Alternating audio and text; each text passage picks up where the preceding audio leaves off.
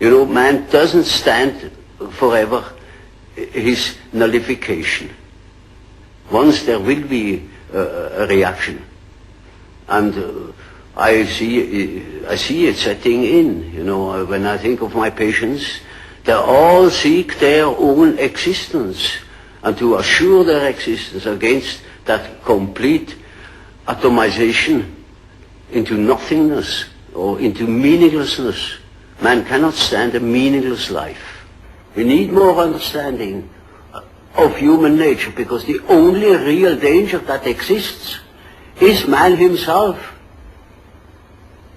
He is the great danger, and we are pitifully unaware of it. We know nothing of man, far too little.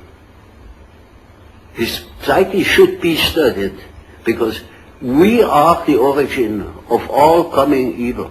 Tonight, I want to ask a very uncomfortable question. Is humanity evil? Not just cruel sometimes, not just violent under pressure, not just selfish when afraid. I mean something deeper, something darker. Is there something inside human nature itself that bends toward destruction?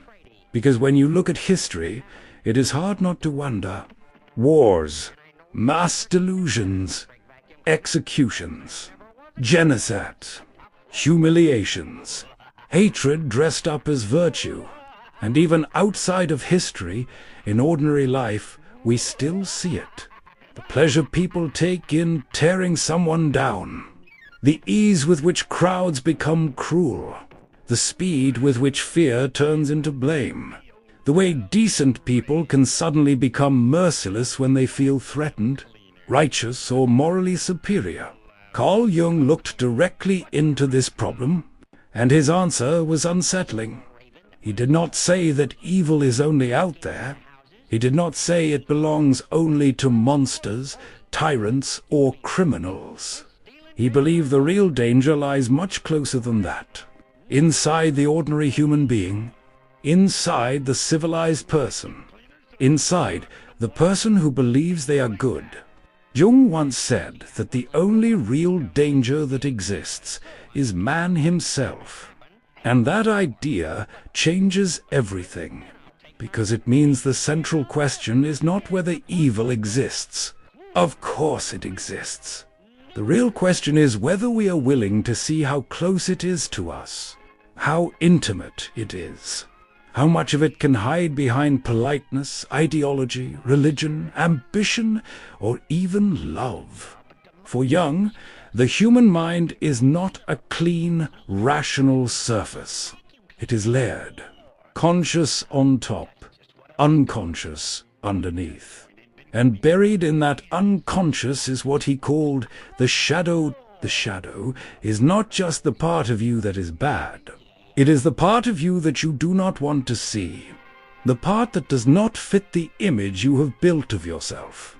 Your envy, your aggression, your cowardice, your desire to dominate, your hidden satisfaction when someone you dislike fails, your capacity for resentment, your fantasies of revenge, your taste for power when you think nobody is watching.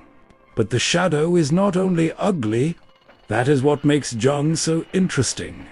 The shadow can also contain strength you were taught to suppress, healthy anger, instinct, courage, sexual energy, creativity, the raw, untamed parts of life that your social mask had to push away in order to become acceptable. So the shadow is not evil itself. It is more dangerous than that. It is the unknown part of you, and what remains unknown inside a person does not disappear. It waits. It gathers pressure. It looks for a way out.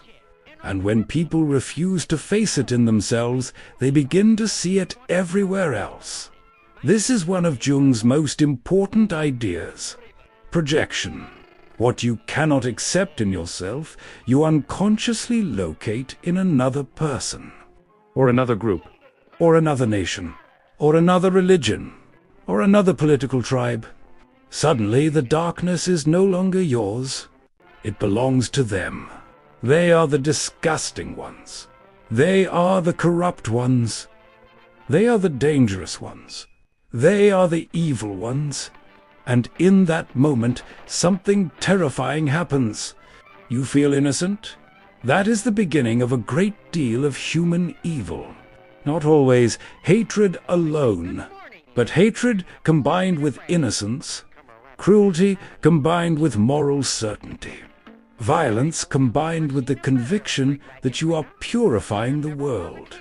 Jung understood that some of the worst horrors in history do not begin with villains twirling their mustaches. They begin with human beings who are split off from themselves, people who have exiled their darkness, people who cannot imagine that they too contain brutality, and because they cannot bear that truth inwardly, they encounter it outwardly in enemies. That is why entire societies can become possessed, why crowds become more primitive than individuals, why nations can descend into madness while still speaking the language of duty, progress, honor, or salvation. Evil often becomes strongest when it is disguised as necessity, or morality, or justice. So, is humanity evil? Jung would probably say that the question is both too simple and too naive. Humanity is not purely evil, but humanity is fully capable of evil. And not only in rare people, in all people. That is the point. The human being is not divided into saints on one side and monsters on the other. The line runs through every individual psyche. Every person carries opposites: love and cruelty, compassion and indifference, humility and vanity, tenderness and sadism, the desire to create and the desire to destroy. Civilization does not erase these opposites. Education does not erase them. Good manners do not erase them. Modernity does not erase them. Technology certainly does not erase them. In some cases, it gives them better tools. So the problem is not that we have darkness. The problem is that we imagine ourselves above it. That is when the shadow gains power. Because the less conscious you are of your capacity for harm, the more likely you are to act it out unconsciously. And often, the most dangerous person is not the one who says, "I have darkness in me." The most dangerous person is the one who says, "I would never." Jung did not believe humanity needed less talk about the soul.